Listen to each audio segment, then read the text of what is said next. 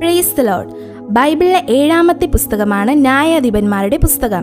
അധ്യായങ്ങൾ 21, വാക്യങ്ങൾ 618, ചരിത്രപരമായ വാക്യങ്ങൾ 585, പ്രവചനപരമായ വാക്യങ്ങൾ 33, ചോദ്യങ്ങൾ 92, ദൈവത്തിൽ നിന്നുള്ള ദൂതുകൾ 23, ആജ്ഞകൾ 71, മുന്നറിയിപ്പുകൾ 26, വാഗ്ദാനങ്ങൾ 5.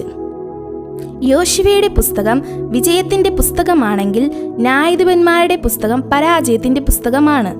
യോശുവയെ പോലെ ഭരണ നേതൃത്വം നൽകുവാൻ ന്യായാധിപന്മാരുടെ കാലത്ത് ആരും ഉണ്ടായിരുന്നില്ല. യോശുവയുടെ മരണശേഷം അനൈക്യവും അധർമ്മവും ഇസ്രായേലിൽ നടമാടി. ഇസ്രായേലി ജീവിത ചക്രത്തിൽ മത്സരം, പ്രതികാരം, പശ്ചാത്തലം, യഥാസ്ഥാപനം എന്നീ 4 കാര്യങ്ങൾ ആവർത്തിച്ചുകൊണ്ടിരുന്നു. ഈ പുസ്തകത്തിൻ്റെ പ്രാധാന്യം: യോശുവയുടെ മരണശേഷം ഇസ്രായേലിലുണ്ടായ വിശ്വാസത്യാഗത്തിൻ്റെ പരിണിതഫലമായി ദൈവം അവരെ ശത്രുക്കളുടെ കയ്യിൽ ഏൽപ്പിക്കുകയും അവർ അനുതപിച്ച് ദൈവത്തിങ്കലേക്ക് തിരിയുമ്പോൾ ദൈവം ഒരു ന്യായാധിപനെ എഴുന്നേൽപ്പിക്കുകയും അവൻ മുഖാന്തരം ഇസ്രായേലിന് വിടുതൽ നൽകുകയും ചെയ്തുകൊണ്ടിരുന്നു. പക്ഷേ ഇസ്രായേൽ രാജ്യം മുഴുവനായി ഒരു ന്യായാധിപനും ഭരിച്ചില്ല. ഒരേ സമയം ഒന്നിൽ കൂടുതൽ ന്യായാധിപന്മാർ ദേശത്തിന്റെ വിവിധ ഭാഗങ്ങളിൽ ന്യായപാലനം നടത്തിയിട്ടുമുണ്ട്. ഒരു സ്ത്രീ ഉൾപ്പെടെ 13 ന്യായാധിപന്മാർ ഭരണം നടത്തിയതായി ഈ പുസ്തകത്തിൽ രേഖപ്പെടുത്തിയിരിക്കുന്നു. ഈ പുസ്തകത്തിലെ 17 മുതൽ 21 വരെയുള്ള അധ്യായങ്ങൾ ഒരു അനുബന്ധമാണ്. ഇസ്രായേൽ ജനം ദൈവത്തെ ഉപേക്ഷിച്ചതിൻ്റെ ഫലമായി അവരിലുണ്ടായ ധാർമ്മികാധപതനവും ആഭ്യന്തര കലാപവുമാണ് അവിടെ കാണുന്നത്.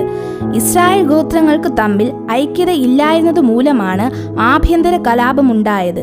ന്യായാധിപന്മാർ 18:30 ഇസ്രായേലിന്റെ ചരിത്രപ്രസിദ്ധമായ പ്രവാസത്തിന്റെ പരാമർശം കാണുന്നത് പിന്നീട് കൂട്ടിച്ചേർത്ത ഒരു പ്രസാധക കുറിപ്പാണ്. ഈ പുസ്തകത്തിന്റെ ലക്ഷ്യം പാപത്തെ ദൈവം ശിക്ഷിക്കുമെന്നും അനുതപിക്കുന്നവരോട് ദൈവം ക്ഷമിക്കുമെന്നും വ്യക്തമാക്കുക എന്നതാണ് ഈ പുസ്തകത്തിന്റെ ലക്ഷ്യം. ഈ പുസ്തകത്തിന്റെ എഴുത്തുകാരൻ ശമൂവേൽ ആണ്. യഹൂദ പാരമ്പര്യ പ്രകാരം ഈ പുസ്തകത്തിന്റെ എഴുത്തുകാരൻ ശമൂവേൽ പ്രവാചകനാണ്. ന്യായാധിപ കാലത്തെയും രാജവാഴ്ച കാലത്തെയും കൂട്ടിയിണക്കുന്ന ഒരേ ഒരു കണ്ണിയാണ് ശമൂവേൽ പ്രവാചകൻ. ഈ പുസ്തകം എഴുതിയ സ്ഥലം രാമയിൽ വെച്ച്. എഴുതിയ കാലഘട്ടം BC 1060-നും 1020-നും മധ്യേ.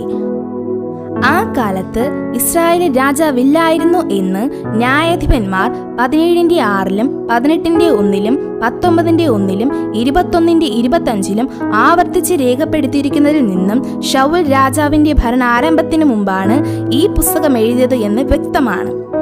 ഈ പുസ്തകത്തിന്റെ കാലപരിധി ഏകദേശം 380 വർഷത്തെ ചരിത്രമാണ് ഈ പുസ്തകത്തിലുള്ളത്.